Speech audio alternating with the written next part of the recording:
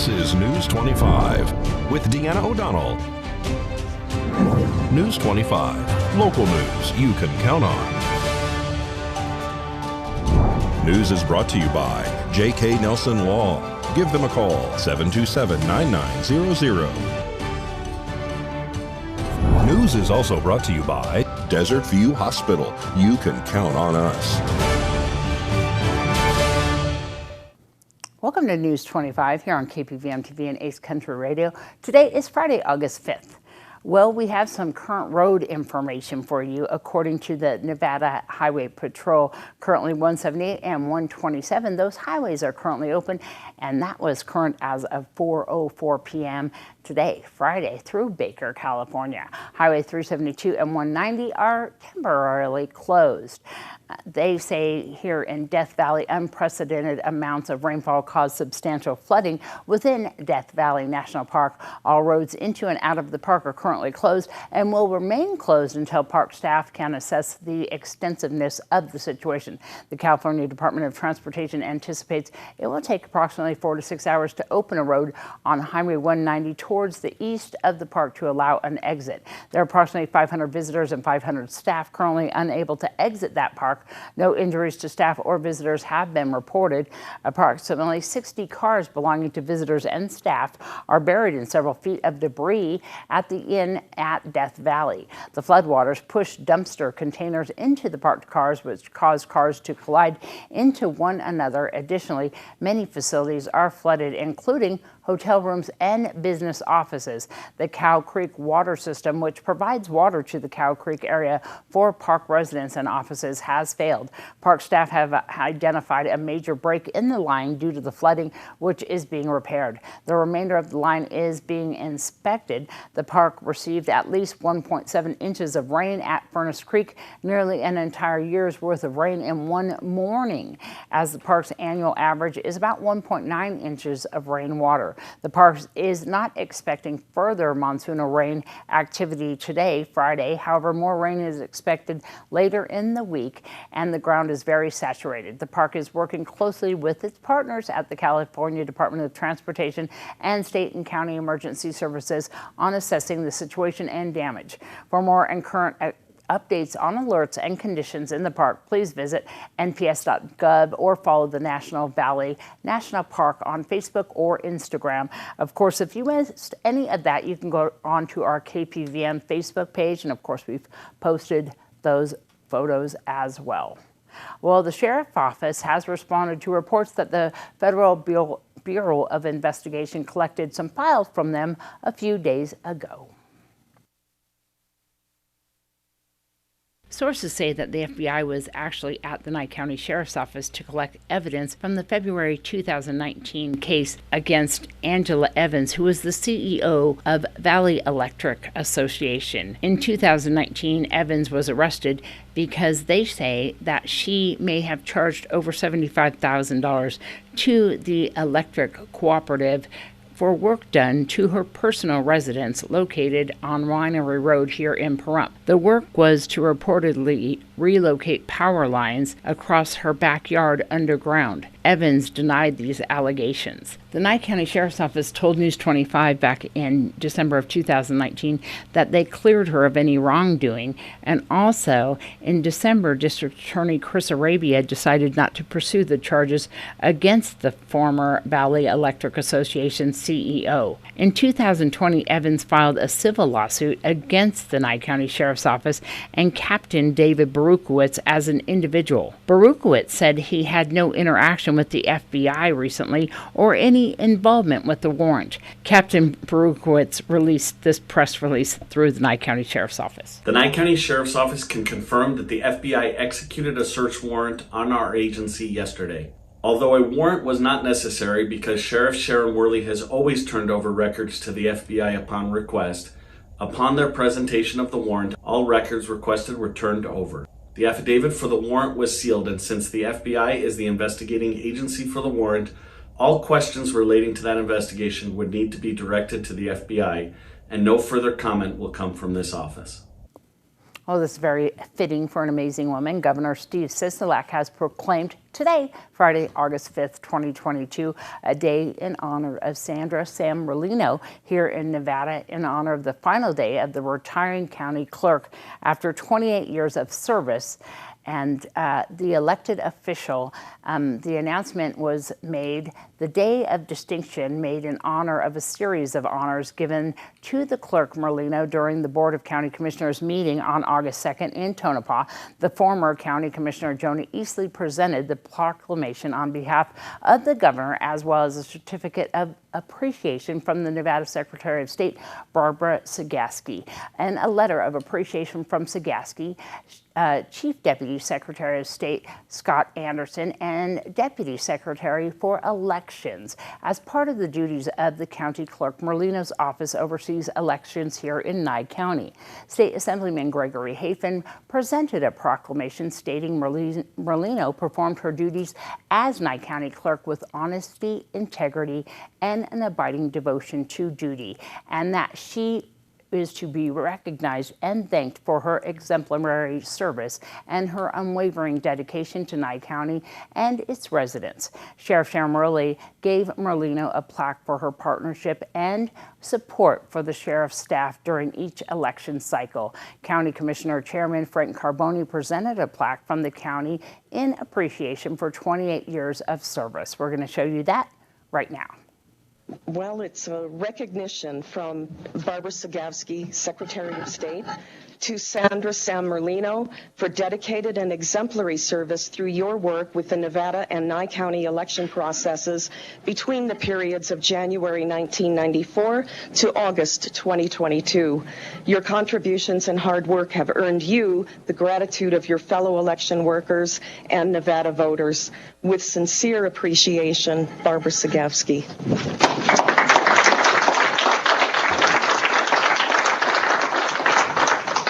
I personally and genuinely want to thank you for what you've been through and what you've done for Nye County. You've been here since the 90s. I didn't realize you'd been there that long. But the last few years have been tough. We just listened to the governor's proclamation, and the governor, when he shut down the state 2.5 years ago, put you and your staff in a very odd predicament on how to try to ensure that the people of this county could get out and cast their vote. And you and your staff have done a wonderful job. And I just want to say thank you from the bottom of my heart. You've done a wonderful job for the county. And Senator Gocochea also wanted to send his congratulations and his warmest thank you. Thank you. Thanks, Sharon. Well, I just wanted to tell her that I've enjoyed our partnership. And I've enjoyed traveling with her through this. We've done this for a long time now, and I'm going to miss you very, very much. We've done a lot of elections together, and she's always been there to support us. So we really are going to miss you. We thank you again for all your support and all the things you've done for us. 28 years of service is great. So unfortunately, we don't have all the commissioners here, but staff, come on up. Thank you again for your service to the county. Congratulations once again. She will be missed. News 25 will return right after this break. You're watching News 25, the most recognized and farthest reaching local news in Nye County. News 25, local news you can count on. Welcome back to News 25. Well, the Pahrump Regional Planning Commission has some item on their agenda that may be of interest to the public. The meeting is being held on Wednesday, August 10th at 6 p.m. at the Board of County Commissioners Chambers, located at 2100 East Walt Williams Drive here in Pahrump. Once again, the backyard chicken ordinance is back on the agenda. This item is to possibly allow for the keeping of chickens under specific conditions on village residential VR20 zoned parcels of land. 20,000 square feet or larger. And another item on the agenda is possible action for a public hearing, discussion, and deliberation on the application to allow for a 20 megawatt solar photovoltaic energy generating facility on Betty Avenue here in Pahrump. For more information, of course, you can go online to nyecounty.gov and look for the Pahrump Regional Planning Commission and their backup agenda items. Well, 2 heeler puppies are up for adoption along with a bunch of other breeds at Never Forgotten Animal Society. Here's Pat Lemming to give you all of the details.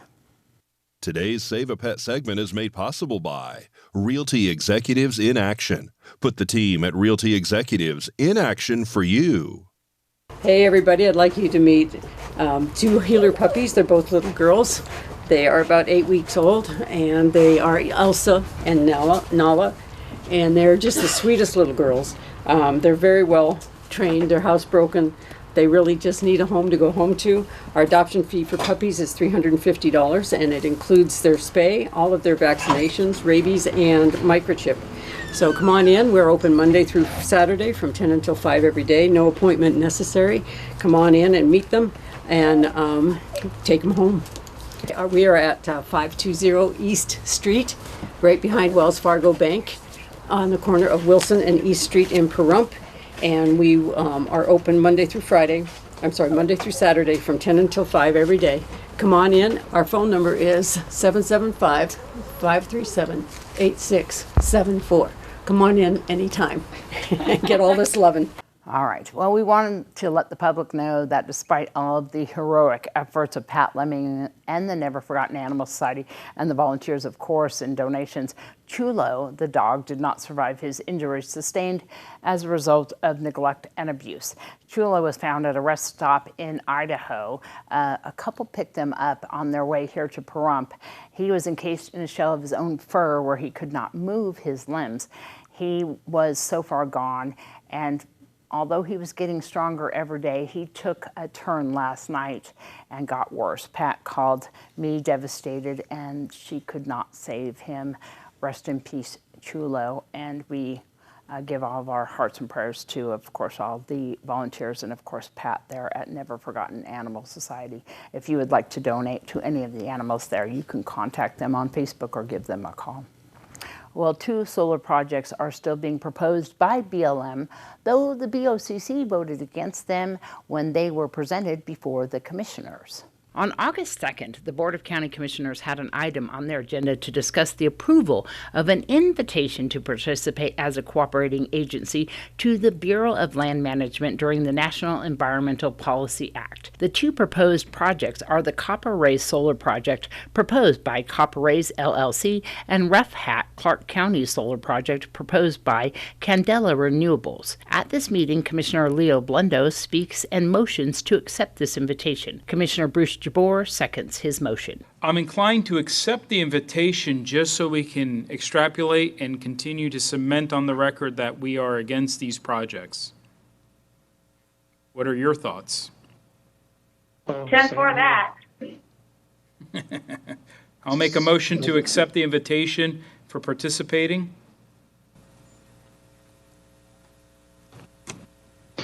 In the Bureau of Land Management's during the Environmental Policy Act. Okay, great. Appreciate that. We have a second. Jabor seconds. The Copper Rays Solar Project and the Rough Hat Clark County Solar Project are entirely located on BLM land in the Pahrump Valley, Nye County area, adjacent to the Clark County line. The Copper Rays Solar Project is on the southeast side of Pahrump. This project will be a 700 megawatt photovoltaic power plant on approximately 5,127 acres. Construction will take approximately 72 months, and 500 to 700 workers will be needed. Once this power plant is finished, it will house 10 full-time positions needed to operate. The Rough Hat Clark County Solar Project will be approximately right next to the Copper Rays Solar Plant. This 400 megawatt photovoltaic power plant will be located on approximately 2,400 acres of land. This project will take about 12 to 18 months to complete, with about 400 workers to construct. The commissioners voted 5-0 against these projects in 2021. 2021. However, the BLM says that they are still moving forward. The agenda item was to involve Nye County in all of the correspondence and movements on these projects moving forward. If contracted, the solar plant will be located on the west side of Highway 160, entering Pahrump south of Mountain Falls. During the meeting, Commissioner Frank Carboni then calls for the question. Call for the question. Aye. Aye. Jabor's aye. Carboni's aye. Strickland's And I imagine aye. Strickland's aye. Thank you. Well, there is a special event happening over this weekend to honor and remember those who were injured and those we have lost during wartime. Purple Heart Day is coming up this Sunday. It's going to be from 6 to 7 p.m. at the Veterans Memorial. Purple Heart Day is something set up by George Washington back in the 1700s and reinstituted by the Army in 1931. And since then, it's always been on August 7th, and it moves to a different day each year, and this year it falls on Sunday. Purple Heart is a medal earned by someone in the military that is either killed or wounded in combat. I was injured during Vietnam. My brother was killed during Vietnam. Purple Heart Day ceremony this year is sponsored by the VFW. The VFW commander will do the introduction and then turn it over to the Master of Ceremonies, and then we'll have the typical program. And this is probably a program that we're going to rotate between the different veteran organizations each year. We invite everybody to come out. We're going to recognize the Gold Star families first, and then we'll recognize the Purple Heart recipients, and then we'll also recognize all the DVs, distinguished visitors that come out. And distinguished visitors like our elected officials, our sheriff, our fire chief, people that participate in our community, but there's so many others. We're talking about the Silver Tappers. We recognize them whenever they come out. So those are DVs, the dignitaries that we recognize. So it's located right near the library, is at the Chief Tacoma Cemetery. Right inside the gate on the left-hand side is the Veterans Memorial. Arrive early. It's going to start promptly at 6.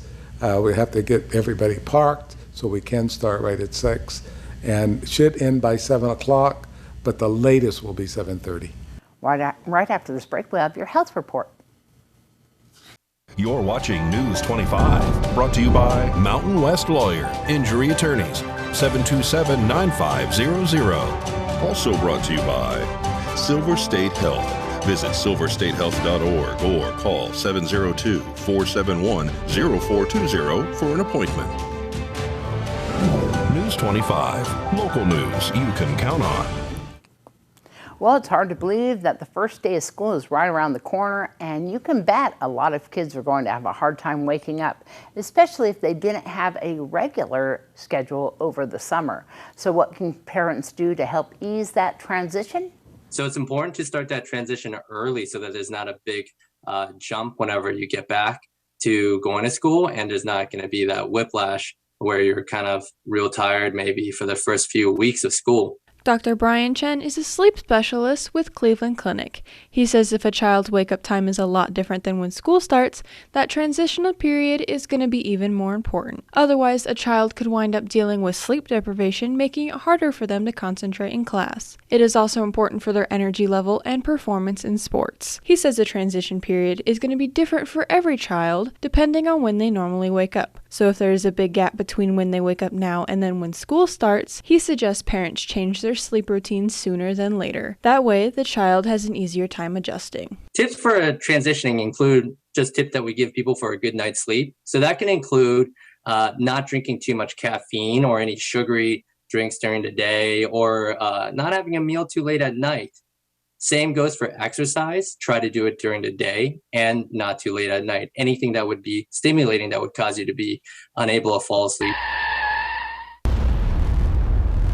News 25 Weather Cam is brought to you by Lerner and Rowe Injury Attorney's Office in Pahrump. In a wreck, need a check? Call 702-877-1500.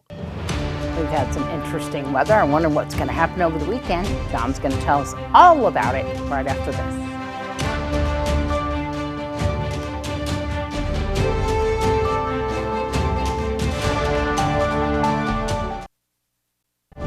News News 25 weather is brought to you by Dairy Council of Nevada. The splash of cream in your coffee, the dollop of sour cream on your burrito, the melted toasty cheese on your pizza. Undeniably delicious, undeniably dairy. Enjoy what's real.